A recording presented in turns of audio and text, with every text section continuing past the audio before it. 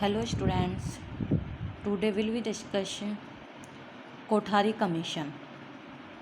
आज हम कोठारी कमीशन के बारे में बात करेंगे। National education commission, popularly known as Kothari commission, was an commission shall set up by the government of India to examine all aspects of the educational sector in India. It was formed on 14th July 1964 under the chairmanship of Daulat Singh Kothari.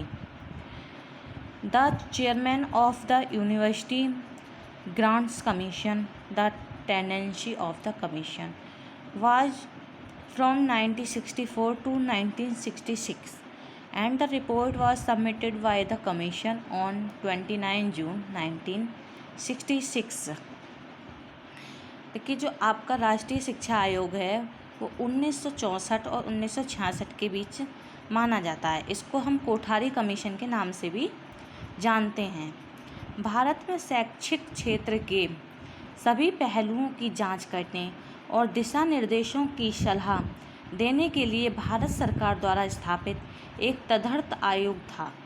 Bharat में शिक्षा के विकास के लिए नीतियां 14 जुलाई 1964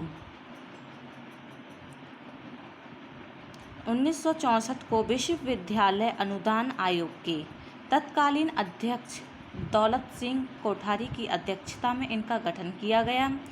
आयोग के संदर्भ में प्राथमिक शिक्षा से उच्चतम स्तर तक शिक्षा के विकास के लिए सामान्य सिद्धांतों और दिशा निर्देशों को तैयार करना और भारत में शिक्षा के मानकीकृत राष्ट्रीय पैटर्न पर सरकार को सलाह देना था। हालांकि चिकित्सा और कानूनी अध्ययन को आयोग के दायरे से बाहर रखा गया। आयोग का कार्यकाल 1964 से 1966 तक का था और आयोग द्वारा 9 जून 1966 को रिपोर्ट इसकी प्रस्तुत की गई थी। अब इसका स्ट्रक्चर मीन्स संरचना इसकी कैसी थी।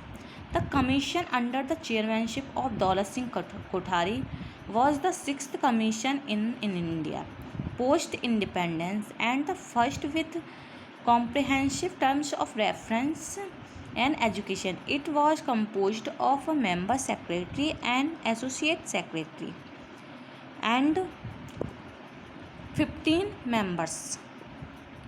Apart from the core group, the commission had a panel of overseas consultants numbering 20 and 19 task forces, their subgroups and special panel of invites. It means दौलत सिंह कोठारी की अध्यक्षता में आयोग भारत की आज़ादी के बाद का ये छठा आयोग था और शिक्षा पर संदर्भ की व्यापक शर्तों वाला भी ये पहला ही आयोग था। इसमें क्या है, एक सदस्य सचिव और एक सहयोगी सचिव और 15 सदस्यों से ये बनाया गया था। इसमें कोर ग्रुप के अलावा आयोग में 20 और 19 टास्क फोर्स और उनके उपसमूह और आमंत्रितों के विशेष पैनल के साथ विदेशी सलाहकारों का एक पैनल था। इसके जो अध्यक्ष थे DS कोठारी थे, वो विश्वविद्यालय अनुदान आयोग के अध्यक्ष थे। इसके जो सदस्य सचिव थे वो JP नाइक थे। प्रमुख शिक्षा विभाग योजना, वो प्रवेश और वित्त गोखले राजनीति और अर्थ संस्थान पुणे के थे। फिर हमारा मेन रिकमेंडेशंस, क्या क्या इसमें सुझाव या संस्तुतियाँ दी गई थी। One of the main recommendations of the commission was the standardization of educational system on 10+2+3 pattern across the country. It advised that the pre-primary education, which had different names such as kindergarten, Montessori, and pre-basic education, which had different names. Pre-basic should be renamed as primary, pre-primary, and the primary education to be of the 4th standard. It further classified the schooling as upper primary or higher primary and high school. The undergraduate education was identified as 11th and 12th standards under the name higher secondary or pre-university. It means इसकी जो सिफारिशें थीं, जो इसकी संस्तुतियाँ थीं या ये जो सुझाव थे वो क्या थे। आयोग की मुख्य सिफारिशों में से एक देश भर में 10+2+3 पैटर्न पर शैक्षिक प्रणाली का मानकीकरण था। इसमें ये सलाह दी गई कि पूर्व प्राथमिक शिक्षा, जिसमें बालवाड़ी, मॉन्टेसरी जैसे अलग अलग नाम थे, और प्री बेसिक को पूर्व प्राथमिक और प्राथमिक शिक्षा के रूप में बदला जाना चाहिए। इसने स्कूली शिक्षा को उच्च प्राथमिक और उच्च विद्यालय के रूप में वर्गीकृत किया। उच्चतर माध्यमिक या पूर्व विश्वविद्यालय के तहत स्नातक शिक्षा की पहचान 11वीं और 12वीं के मानकों के रूप में की गई थी। स्नातक अध्ययन को 3 साल के पाठ्यक्रम के रूप में मानकीकृत किया। इसकी सिफारिश की गई मास्टर डिग्री तक शैक्षिक प्रणाली को प्राथमिक शिक्षा और माध्यमिक शिक्षा तक 12वीं और तीसरे स्तर की शिक्षा यानी उच्च अध्ययन के रूप में इसको वर्गीकृत किया गया था। फिर इसमें करिकुलम, इसके जो पाठ्यक्रम थे उसमें इनकी क्या क्या होती हैं। The curriculum prescribed by the commission was lower primary level. जो लोअर प्राइमरी लेवल वो 1 to 4th क्लास तक था। इसमें क्या था, 1 लैंग्वेज थी, मैथमेटिकल स्टडीज़ थी, इन्वायरमेंटल स्टडीज़ थी, क्रिएटिव स्टडीज़ और इसमें हेल्थ स्टडीज़ थी।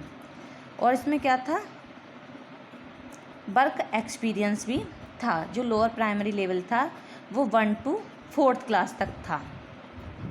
फिर हायर प्राइमरी लेवल वो था 5th to 8th तक। इसमें क्या थी, 2 लैंग्वेज, 1 रीजनल थी और 1 national. Mathematical studies, science studies, social studies, art, physical education, work experience, moral studies. इसमें ये सब्जेक्ट्स हाई प्राइमरी लेवल में थे। फिर था लोअर सेकेंडरी लेवल। इसमें क्या था, 9th and 10th। इसमें क्या था, 3 लैंग्वेज थी, mathematical studies, science studies, social studies, art, physical education. ये सारे सब्जेक्ट्स 9th और 10th स्टैंडर्ड्स में थे।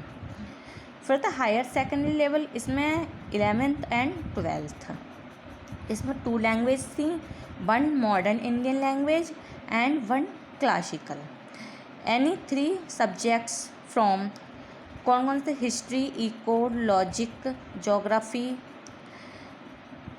Physiology, psychology, sociology, art, physics, chemistry, maths, biology, home science. ये सारे subject 11th and 12th standard class में थे।